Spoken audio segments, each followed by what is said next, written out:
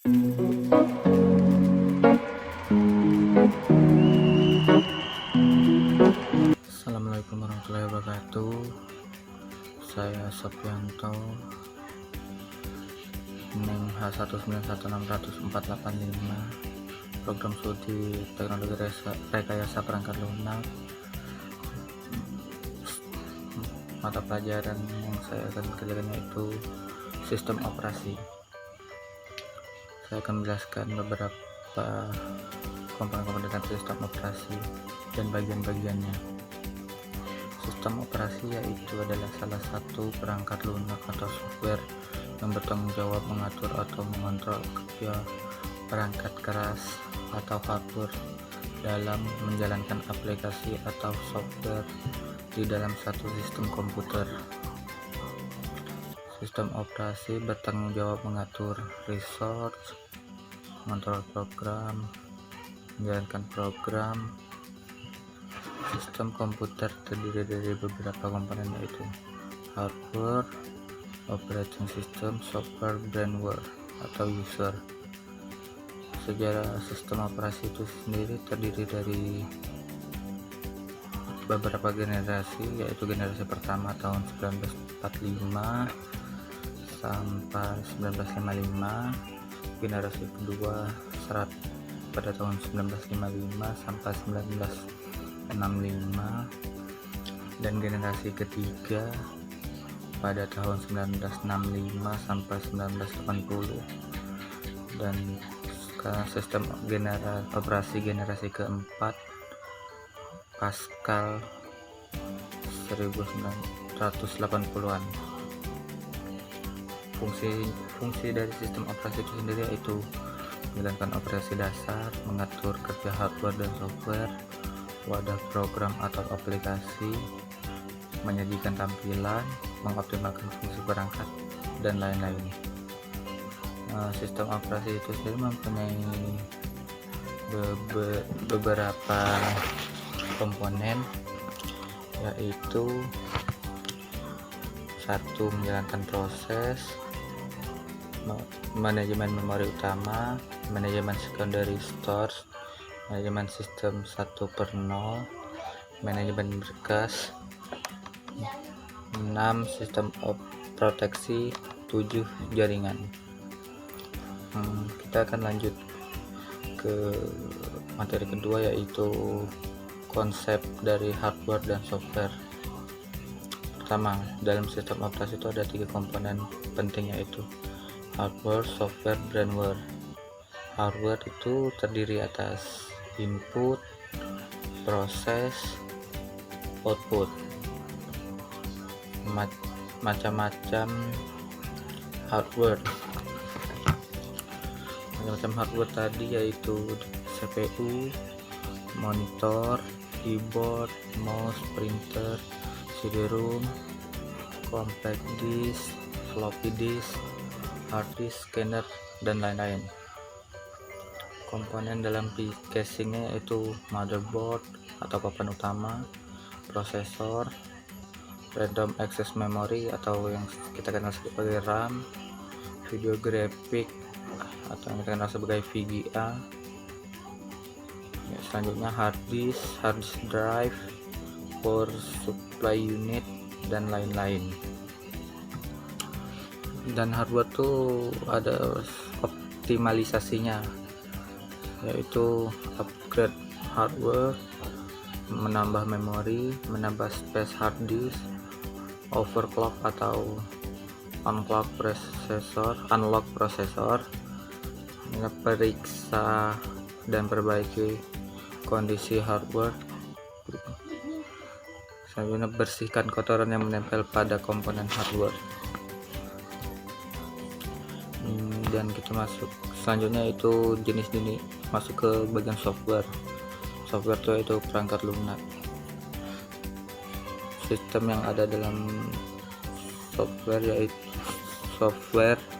yaitu 1 sistem operasi, 2 utility, 3 bahasa pemrograman. Software ada beberapa aplikasi yang terdapat dalam software, yaitu Kegunaannya itu pengolahan kata, pengolahan angka, pengolahan data, multimedia, komunikasi dan internet, pendidikan dan game, perancangan gambar, dan 8 antivirus. Itu beberapa dalam software.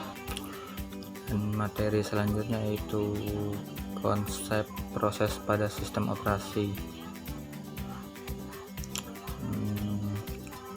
Proses pada sistem operasi itu yaitu program yang sedang dieksekusi, merupakan unit kerja terkecil yang secara individu memiliki sumber-sumber daya yang dijadwalkan oleh sistem.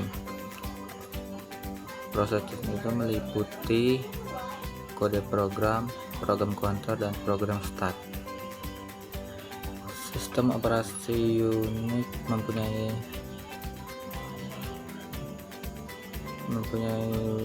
beberapa sistem call fork yang berfungsi untuk membuat proses baru. Yang pertama yaitu sistem call fork terbagi dua, proses induk dan proses turunan yang identik. Sistem call exit yaitu perintah mengeksekusi proses yang telah selesai untuk dihapus perintah di dalamnya.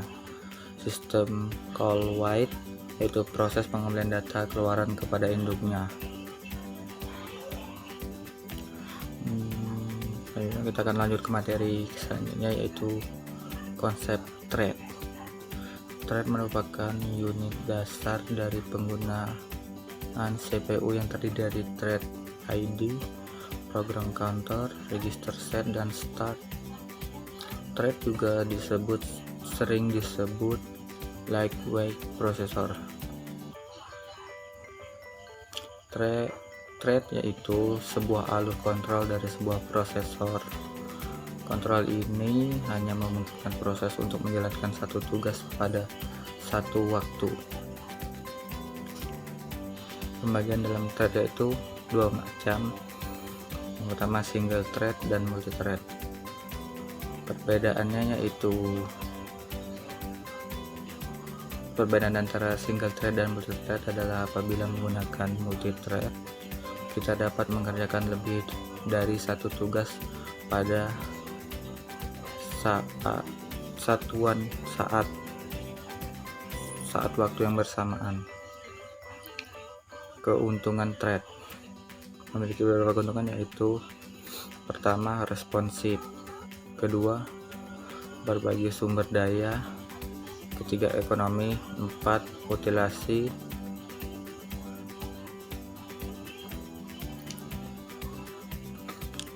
yang responsif tadi yaitu membuat aplikasi yang interaktif menjadi multithreading, dapat membuat sebuah program berjalan terus meskipun sebagian dari program tersebut diblok atau melakukan operasi yang panjang.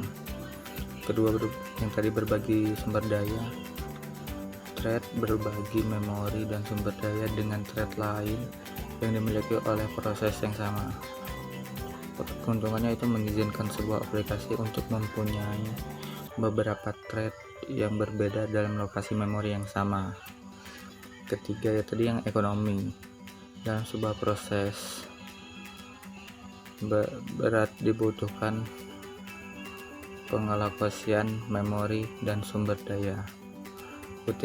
Utilasi tadi yaitu arsitektur multiprosesor. Keuntungan dari multithreading dapat sangat meningkat pada arsitektur multiprosesornya. Dan model dalam multithreading yaitu many to one, one to one, many to many. Materi kelima kita yaitu deadlock dan starvation. Saya menjelaskan deadlock itu yaitu suatu kondisi di mana dua prosesor atau lebih saling menunggu proses lain untuk melepaskan resource yang sedang dipakai. Sedangkan starvation yaitu kondisi yang biasanya terjadi setelah deadlock, proses yang kekurangan resource karena terjadi deadlock tidak akan pernah mendapat resource yang dibutuhkan sehingga mengalami starvation atau kelaparan. Namun starvation juga bisa terjadi tanpa deadlock. Beberapa syaratnya yaitu 1. Mutual exclusion, 2. Head, hot and white, 2. Ketiga tadi yaitu not preemption, 4. Curricular white. Dan kita masuk pada materi terakhir yaitu manajemen memori. Memori merupakan tempat menampung data dan instruksi program memori. Ya, merupakan pusat kegiatan pada sebuah komputer, karena setiap prosesor yang dijalankan harus melalui memori terlebih dahulu. Sistem operasi bertugas untuk mengatur peletakan banyak proses pada suatu memori.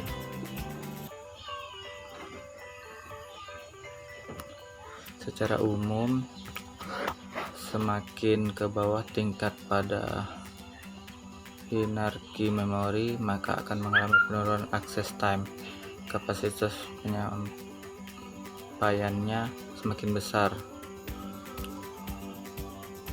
Dan hierarki memori tadi yaitu register, cache memory, primary memory, dan secondary memory.